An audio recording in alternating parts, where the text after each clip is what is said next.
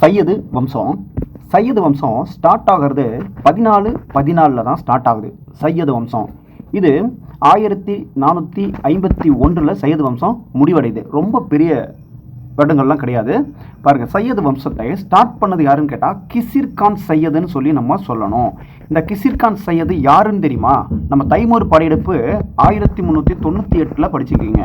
அந்த தைமூர் படையெடுப்பு பிடிச்சிருப்பாரு பார்த்தீங்களா? அந்த டெல்லி பஞ்சாப் பகுதியெலாம் வந்து தாக்கினார்னு நமக்கு தெரியும். அது மாதிரி டெல்லி பஞ்சாப் மீரட்டு இந்த பகுதிகளுக்கு தைமூர் வந்து ஒரு தளபதியை, அதாவது பிரதிநிதியை நியமிக்கிறார்.